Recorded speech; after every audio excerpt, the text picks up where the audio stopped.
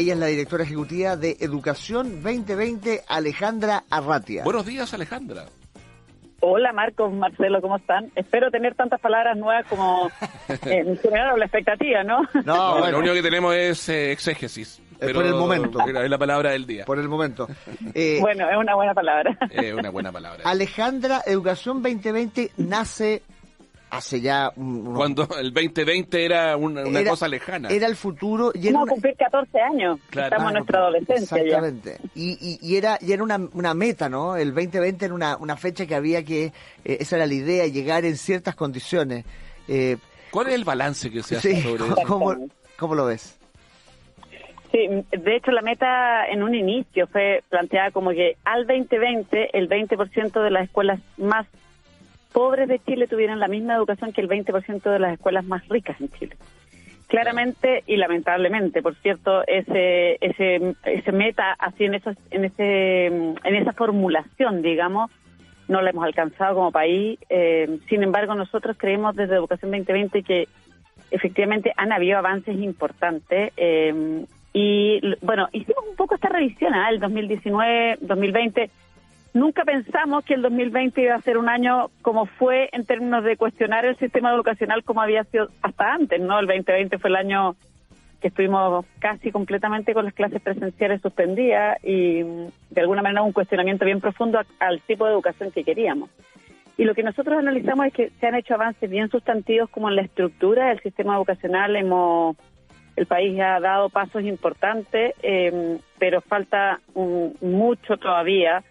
Se van generando nuevos desafíos también. La verdad es que la educación, lamentablemente, si uno no llega a un punto en que diga, ya, estamos listos y ahora nos olvidamos del tema. De hecho, los países más avanzados, cuando van progresando en una etapa, avanzan siempre, surgen desafíos distintos, nuevos, ¿no? Se va moviendo como el límite de lo posible, por decirlo así. Sí, ahora claro, la pandemia como que a pesar de que los avances, claro, no eran los necesarios, pero se iba avanzando y la pandemia como que terminó retrasando todo y cambiando todo y transformando esto en un problema aún más grave, el ausentismo, ese tipo de cosas. Totalmente. No, la pandemia ha sido un terremoto, por decir, bueno, se dijo en algunos momentos, ¿no? Que quiere ser un terremoto educacional. Nosotros decíamos ahí, lo reitero ahora, digamos que, claro, este es un terremoto en una zona telúrica, porque efectivamente no es que, muchas veces vemos, y efectivamente es así, la pandemia ha aumentado mucho las brechas educacionales, produjo una merma, no tan solo en los aprendizajes como de las áreas más como conocidas, como más atribuibles en general a la discusión escolar, lenguaje, matemáticas, las habilidades más como que nos preparan para la vida, sino que también habilidades socioemocionales, convivencia escolar, etcétera. Pero ojo que también es que antes tampoco teníamos un sistema que estaba funcionando perfecto. No. Y no lo digo, esto nosotros no lo decimos como para normalizar que no se estaba logrando, sino que lo decimos para que tengamos la reflexión de que si queremos resolver el problema y en el fondo abordar este desafío que se ha generado, no podemos seguir pensando de la misma forma en que lo hacíamos antes. Si seguimos haciendo más de lo mismo que hacíamos antes, vamos a probablemente tener los mismos resultados que teníamos antes, que no estaban siendo los satisfactorios que necesitamos que sean, ¿no? Claro. Ahora, en ese sentido, Alejandra, la pandemia y tal vez desde el estallido hasta ahora, ¿es una falla estructural o era inevitable que eso pasara porque pasó en todas partes del mundo? Sí, a ver, yo creo que se juntan a dos niveles. La educación en el mundo está enfrentando un desafío no tan solo de lo que generó la pandemia, que es así.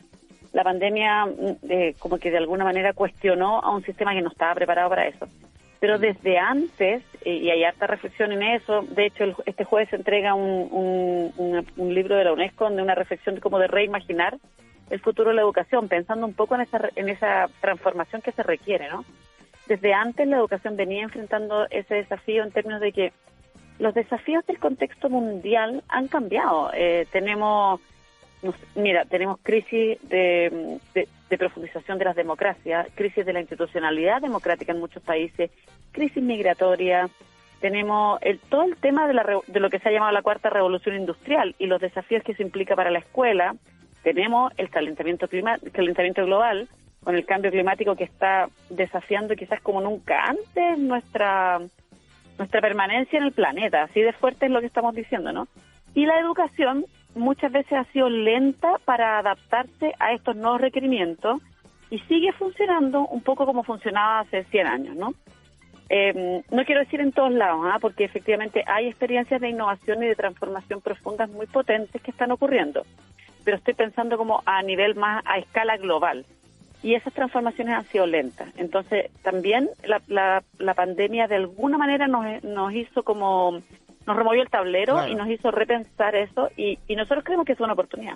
Y todo eso en Chile, además, se ve aumentado por los temas de inequidad más estructural, ¿no? Exactamente, claro. A eso que te quería traer a Chile. Chile tiene un sistema educativo que ha tenido transformación en el tiempo, la educación estatal, después subvencionada, la educación particular, por otro lado, con todas las diferencias que conocemos. Ahora hay una nueva propuesta constitucional que trae este tema también. ¿Cómo ves tú a futuro la solución del tema, el camino que debemos seguir? Sí, una precaución, ya que estábamos hablando del tema de las palabras antes, yo soy súper, en general, prudente o cuidadosa con la palabra solución en educación, porque lamentablemente, o quizás podríamos decir las soluciones, porque no hay una solución, y quien nos diga que existe una bala de plata que soluciona todo en educación, pucha, yo creo que probablemente no se ha metido tanto en el tema educacional como para ver que eso no es tan así, ¿me entiendes? Son muchos caminos. Son muchos caminos. Sí, es muy complejo, es multidimensional, o sea, tiene muchas dimensiones, muchas variables, etcétera, ¿no? Ahora bien, Chile efectivamente tiene un sistema que ha sido particularmente, que tiene particulares desafíos de equidad. Nosotros en el marco, ya que pusiste el tema, Marcelo, como más constitucional, ¿no? Sí. Chile ojo con esto, porque aquí había un debate que me gustaría aprovechar el espacio de aclarar. Había un debate como que en la propuesta actual, que tiene que ser sometida, por supuesto, va a ser sometida al escrutinio público el 4 de septiembre, pero se ha planteado como que la educación particular subvencionada se terminaría. Chile tiene una muy larga historia de provisión mixta, o sea, ¿qué quiere decir provisión mixta? Que es que tenemos establecimientos que crea el Estado y establecimientos que crean otros particulares. Eso desde 1874, que se incorporó en la primera constitución, en la del 33, se incorporó y lo hemos mantenido. Lo que pasa es que esa larga tradición se vio de alguna manera un poco desbalanceada con la constitución de 1980, que de alguna manera, no de alguna manera, de completa manera, le da un rol mucho menos visible, de hecho no habla de la educación pública. Y lo que hay en la propuesta constitucional a nosotros nos parece que es positivo. Nosotros habíamos hecho un decálogo de qué es lo que nos parecía importante que hubiera en la Constitución en materia educacional, que es en lo que que es nuestro tema, ¿no? Y nos parece que se recoge adecuadamente en términos de que se mantiene la provisión mixta. No vemos que haya un riesgo la configuración de variables tendría que ser muy, muy, muy extrema, muy improbable para que hubiera un riesgo para los particulares subvencionados.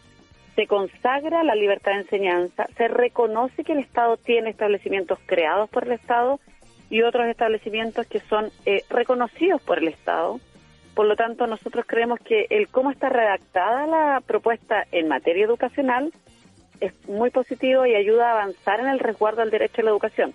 Hay que entender nuevamente que esto no es una bala de plata. En el caso que se apruebe va a venir un periodo largo de bajada de las definiciones constitucionales en materia más legislativa, ¿no? Ya. Y va a haber que acompañar ese proceso porque también hay cosas que en el fondo, bueno, va a haber que ir viendo cómo se aterrizan, ¿no? Claro, como en un montón de otros aspectos de la ahora, exactamente. Alejandra, la foto de ahora, digamos, de muchos temas, independiente que estemos votando en menos de un mes el texto constitucional, es que es bien preocupante, ¿no?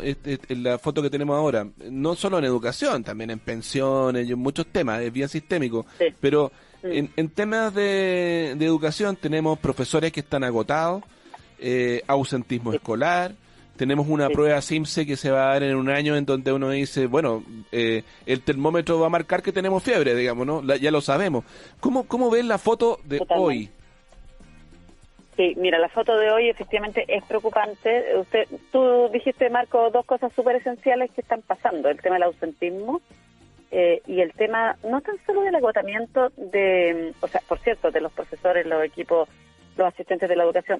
Yo hablaría como más a nivel de sistema, como un alto estrés del sistema educacional. Entonces, vamos primero por el ausentismo. El ausentismo, claro, ha aumentado en relación, bueno, por cierto, a años previos, ¿no? Y aquí hay un tema que se vincula fundamentalmente con salud, pero también con preocupación de las familias respecto a la salud. Y la verdad es que lo que pasa cuando los niños, niñas, jóvenes no van a la escuela es que se pierden una serie de oportunidades de aprendizaje, ojo, en un sentido amplio el aprendizaje. Esto no tiene que ver con aprender lenguaje y matemáticas solamente, ¿no? Que son, por cierto, habilidades importantes para la vida, pero tiene que ver también con aprender temas más de, por ejemplo, habilidades socioemocionales, interacción con otros, la reconstrucción de los vínculos. Todo eso se ve afectado cuando niños, niñas, jóvenes no están yendo a la escuela. Y tenemos porcentajes bien bajos de asistencia, sobre todo en los cursos de más abajo, en preescolar, en educación parvularia. Y ahí, es una etapa que es súper importante en la vida, en el desarrollo, porque es de alguna manera una ventana de oportunidad, donde hay, una serie de potencialidades para aprender. Los niños a esa altura, niños y niñas, son esponjitas, entonces es muy bueno, cada día cuenta, ¿no? Y además, bueno, todos sabemos, tanto los que tenemos hijos, los que nos están escuchando, las personas que tienen hijos y los que trabajamos en educación también, los niños crecen muy, muy rápido. Entonces todos los días importan, todos los días cuentan, y en esto ojalá que pudiéramos transmitir la confianza respecto a que las escuelas, los jardines infantiles, los liceos son espacios seguros y las familias puedan enviar a sus niños y niñas, ¿no? Sí, a propósito de seguridad, hoy día veía una manifestación de profesores del Instituto Nacional llamando a la convivencia y que ellos ya no pueden seguir trabajando en esas condiciones. Es que claro, se ha producido ahí una situación súper delicada que lleva además mucho tiempo. Y igual nosotros, de nuevo, una nota de poner la pelota un poco en el piso. También siempre decimos que las escuelas, los liceos, en este caso el Instituto Nacional, los establecimientos emblemáticos en que se están produciendo estos problemas, no son espacios como impermeables al resto de la sociedad. Tenemos desafíos importantes de violencia muchas veces en la sociedad. Y las escuelas eso lo absorben, ¿no? Se permean, no podemos pensar que eso está independiente. Pero además también aquí, mi área, nuestra área es la educación, como el área más de investigación en temas de seguridad pública, ¿no? Pero aquí uno tiene la sensación que son espacios que están de alguna manera, que tienen intervención de otros adultos que están como de alguna manera empujando un poco esa situación, ¿no? Que es muy, muy compleja, muy compleja. Ahora, hay un tema que tiene que ver con, lo tratamos, ¿no? El tema del CIMSE. Sí. Más bien en términos simbólicos. También pasa con las otras pruebas, ¿no? Incluso la de selección, que ahora tiene otro nombre, la de selección universitaria. En términos de brechas y en términos de lo que significa este tipo de prueba, se habló en un momento de un intento de suspensión de la prueba de CIMSE por parte del Mineduc. ¿Tú crees que hay que dar estas pruebas sí o sí, a pesar de que sabemos que los resultados pueden ser bastante dramáticos? Sí, mira. A ver, en primer lugar, Chile tiene, y eso es una cosa buena, que creemos que es importante valorar, y en eso sí estamos de acuerdo con algunas voces que lo han valorado. Chile tiene una institucionalidad, y esa institucionalidad implica que el Ministerio de algunas decisiones que no las puede tomar solo, sino que las tiene que enviar al Consejo Nacional de Educación. Esto ha funcionado. Nosotros valoramos, este año tocaban 11 pruebas, imagínense, 11 pruebas. Por lo menos valoramos que se hayan reducido a 4, ¿ya? Y eso ya es un paso, ¿no? Sin embargo, nosotros creemos que en este año una prueba como esa tiene más efectos colaterales negativos que positivos, la verdad. Y te quiero explicar por qué. Fundamentalmente por dos razones. La primera es que estábamos conversando hace un ratito, ¿no? La escuela tiene tremendos desafíos de asistencia, de el agotamiento no solo de los equipos docentes, sino que de todos los actores. La necesidad de reconstruir vínculos, abordar los temas de convivencia, desarrollo socioemocional. Y cuando uno pone una prueba como esta, que va a evaluar con resultados como públicos, que además muchas veces han sido mal usados, no podemos acordar de los casos de los semáforos, por ejemplo, ¿no? Sí. el incentivo a que todo lo que hace la escuela se concentre solamente en esos dos cursos que van a tener la prueba y en esas dos áreas que son las de la prueba, en preparar la prueba, es muy grande. La fuerza del rol que ejerce, o la fuerza de gravedad que ejercen esas pruebas en la escuela, es muy grande. Entonces lo complejo es que se estrecha la experiencia formativa y tú te puedes encontrar con casos en que le van a decir a los niños, no sé, por ejemplo, voy a poner ejemplos que podrían pasar, vamos a reducir el recreo para que podamos preparar más la prueba. Vamos a sacar, por ejemplo, vamos a destinar las clases de, qué sé yo, en algunos casos hemos escuchado experiencias donde las clases de arte se dedican a preparar la prueba. Y todo eso son cosas que son negativas para la escuela, no para la escuela como institución, sino que son negativas para la educación de los niños y niñas, porque sabemos la importancia de una formación integral, sabemos que en el fondo los niños y niñas además aprenden mejor cuando están en mejores condiciones de bienestar socioemocional, cuando están más motivados, etcétera. Entonces, si la experiencia a lo que ellos van a ir a la escuela se va a reducir a preparar una prueba, creemos que tiene efectos negativos. Eso por un lado. ¿Ya? Y por otro lado, creemos que hay que tener súper prudencia con lo que se haga con esos resultados. Ya se ha dicho que no van a tener consecuencias en términos de ordenar a las escuelas, y eso, por cierto, es un piso mínimo. No podríamos ordenar a las escuelas porque tú ahí lo que estarías ordenando sería, pucha, ¿cuántas las familias tuvieron posibilidad de sostener la conexión online? De los 2 últimos años sabemos que han sido condiciones súper inusuales, entonces atribuirle a la escuela los resultados es súper injusto. Ahora, pero también habría que tener cuidado con qué tan públicos son esos resultados, cómo se procesan cómo se entregan públicamente, digamos. Incluso uno podría pensar que no haya resultados públicos, que los resultados públicos sean solo agregados, por ejemplo, por regiones, por provincia, comuna, y los resultados para la escuela sean solo para la escuela. Porque también sabemos que hay un tema como de, entre comillas, como de vergüenza o de escarnio, esto que se hagan los rankings, que se etiquete a algunos establecimientos que no les ha ido bien, es súper injusto en este contexto. Es verdad, se ponga medallita. Nos quedaron muchos temas fuera, pero bueno, el tiempo es oro. Así que muchas gracias. El tiempo pasa muy rápido, además. Sí, la exégesis del tiempo. La exégesis del tiempo. Gracias, Alejandra. Tal cual.